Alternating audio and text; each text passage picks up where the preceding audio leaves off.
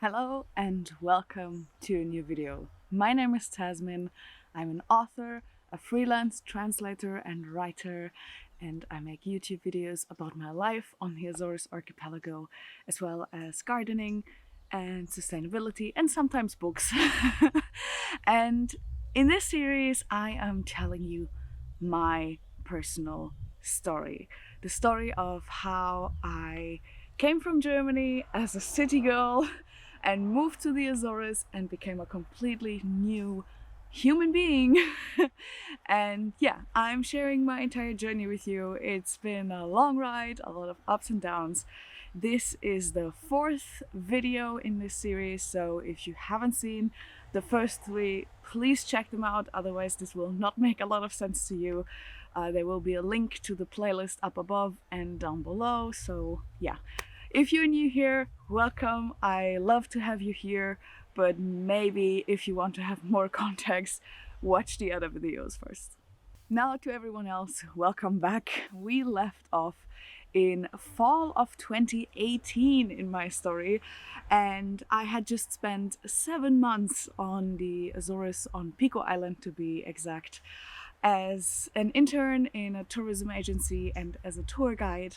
And I had a very rough time, and then I had a very beautiful time, and I completely fell in love with the island. I completely changed as a person, and I had to make the decision if I was going to stay or if I was going to take the plane that was booked for me all along. I did not really mention it much in the previous videos, but besides my family and friends and job opportunities that are obviously in Germany, I also had a partner, and not just any partner. It was a partner that I had been dating for 5 years at the time, so it was something pretty serious. And that was, at the end of the day, the reason why I decided to go back to Germany, because I had a life there. But coming back made me realize that I was not the same person that I was when I left in March of the same year. I was so different. I was so changed. There were so many doors open in my soul that I was unable to close anymore. And I got so homesick for Pico Island. I would think about it constantly.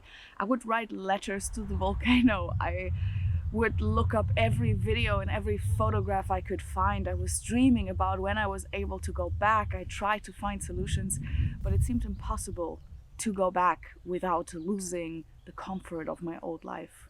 Also, of course, humans tend to romanticize things when we look at them in retrospect.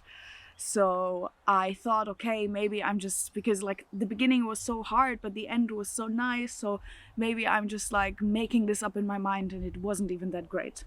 So I decided to go on a vacation to Pico Island in March of 2019, about half a year after I left. And I came to Pico to just find out if this feeling of joy and love and connection that I felt was real, or if that was something that I was just like making up in my mind because it was so nice and so different from my life in Germany. And I arrived here and I immediately felt it again. It was not something I had made up in my mind. It was a genuine connection and a genuine place where I felt home and where I just felt so much joy. I was so happy here. So after that 1 week on Pico, I flew back to Germany and I broke up with my boyfriend that I had for 5.5 years at that point. There were many reasons as to why I broke this relationship, not only because of Pico, but Pico and me being a completely changed person and me healing and me being on a completely new path in my life were one of the biggest reasons of why that relationship was no longer working and why I had to leave it behind. Luckily, my now ex-partner, my ex-boyfriend, is a very nice person, and besides the heartbreak, he understood, and we still talk to this day sometimes. So I think he understood because he was the one that I traveled to San Miguel with in 2015, and he had visited me while I was on Pico. So I think he just had an idea of how much I really love this place and how magical it can be. And then happened the summer of 2019. I, of course, was still brokenhearted, but then fell in love with someone else, who broke my heart and shattered it into absolute pieces. It was a wild ride. Summer 2019 was wild. There were so many things happening that I'm not even gonna try to explain to you guys, because that would be another 20 videos. Just this summer, let's just say it was a wild ride, full of heartbreak, full of love, full of decisions, and full of wonderful moments and stressful things, and just all the emotions that you can possibly imagine. And one of the things that were happening in summer of 2019 was that I got a call by the agency that I'd been working for here on Pico Island, because one of the tour guides spontaneously couldn't do one of the groups anymore. It was the same kind of tour that I had been doing in 2018 already multiple times. So they called me if I could fill in, if I could come. And it was very spontaneous. And luckily I was doing an internship at the time in Germany, because I was still struggling to, you know, commit to a full-time job. And I had an internship who luckily let me go for those 2 weeks, because it was a great opportunity, like job-wise and financially, because I had been annoying everyone in that internship about AZORES anyway. So I left and I went for the 2 weeks, 15 days again, with a group of tourists. And very much the opposite of that horror group that I had been talking about, I think in my second video it was. It was very much the opposite experience, because this group was just amazing. If any of you guys were on that tour and you're watching this, please send me an email, because you were just amazing. I'm not allowed to keep the contact details, of course, that's why I don't share any contacts with them anymore, but those people were just so incredible and so nice, and the weather was amazing, and it was just overall some incredible 15 days. And one of those days I actually managed to have, I think, like 2 or 3 hours off time, and I went on a very long walk alongside one of the lava cliffs, and I was sitting there, I was all by myself, and I made the decision to buy a one-way ticket. It was absolute insanity. I didn't have a job. I only had like a few savings, and I had no idea what I was going to do. All I knew that this was the right decision to make, that I needed to come back and I just needed to try, because I just feel so happy here, and my life in Germany just made me so unhappy and restless all the time. And whenever I was on Pico, I was just at peace. And like seeing the beauty of all these islands once again just really reminded me of why I love it here so much. And yeah, I finished that tour, I went back home to Germany, and the first thing that I did after I arrived, even before I unpacked my suitcase, I went online and I booked a one-way ticket for September of the same year. September came and I packed my little suitcase, this time only one, not two anymore, and I left Germany behind without knowing if and when I would return. And I flew to the Azores once again, and I didn't fly to Pico because I flew to San Miguel instead, because I managed to find a friend there. I had mentioned in the previous videos that I didn't make any friends whatsoever while I was on Pico, and I met a few people that were nice, but none of them were like close friends. With one exception. This exception was Felipe. Felipe is unfortunately not from Pico Island, but from San Miguel Island. And she's born and raised there, and she's just one of my favorite humans on the planet. We actually connected via email because she was working for one of the tourist apartments that we rented with the agency. So we met each other via email and then met up when I was in San Miguel with the tour groups. And we've been inseparable since. We are such close friends from day one, and it was amazing. And she is still amazing. Philippa, I love you. And I decided to spend some time with her first before I would go to Pico, because I hadn't seen her in a while and we had talked non-stop ever since meeting. So I stayed with her family, which are such lovely people, which I also love to death.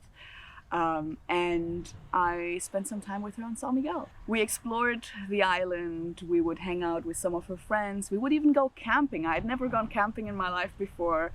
And that night, camping on the side of a cliff with like those billion stars above your head and the ocean as your only companion, and then being woken up at 5 a.m. by the cagajos, the Cory shearwater birds that are so typical from here,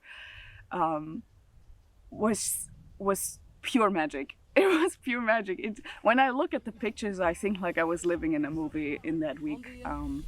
And we would also go to Santa Maria, the oldest island and one of the smallest islands of the archipelago, and one of which I had not seen yet. I had seen almost every island except for Santa Maria and Graciosa.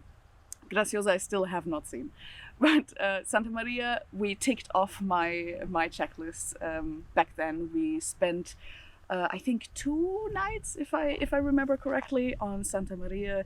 We took the early morning ferry at sunrise to go to that island, and we slept in hammocks in a little cabin that belongs to one of her relatives and who let us sleep there. And we were woken up by turkeys, angry turkeys, in front of the door, and I got bitten by a chicken, and there were horses, and it was just, Santa Maria was a wild ride, but it strengthened our friendship so much that Filippo decided to fly with me to Pico when I settled over, and we spent 10 days on Pico together, which was the best thing that could have happened to me, because once again Pico broke me open. I already mentioned that I had a lot of heartbreak in 2019, and I think like one of the worst parts of that heartbreak was when I arrived to Pico, like those first 1-2 weeks. And there were a lot of things going wrong, like because I didn't have an apartment on the island, so I had to find something, and that was way more difficult than I could have ever imagined. But I didn't think about it because before I was actually there. And I'm so grateful for Filippo just being there and taking care of me and helping me out, because she's one of those people who really takes care of you. Like, she got me a Portuguese phone number, and like she just took care of me. We also climbed Pico, the mountain, which is 2,351 meters high. And that was one of the worst days I ever had, and one of the worst experiences. I learned my lesson. I will never go up that mountain ever again. She also made me adopt not 1 or 2, but 10 street cats that were living on the street that I was living in. And I'm allergic to cats. But it's one of the most Filippo things you could ever imagine, because she loves animals so much.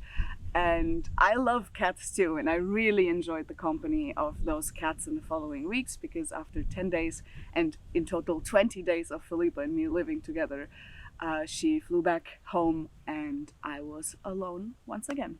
After this incredibly exhausting year with that big breakup and those big decisions and all that big heartbreak and all that pain, and just so much was going on in 2019 for me, I was so blessed to be back in my silent corner all by myself to heal.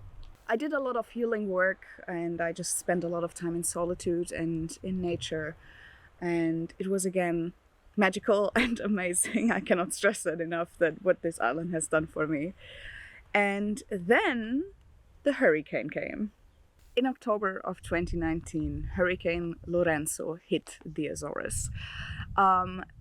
We are pretty used to big winter storms. Well, I wasn't at the time because I had never spent a winter on the island before. That would be my first one in 2019. But I knew that Azores deal with a lot of very heavy storms, like 10-meter waves in the winter is nothing unusual, and a lot of heavy rain and these kind of things.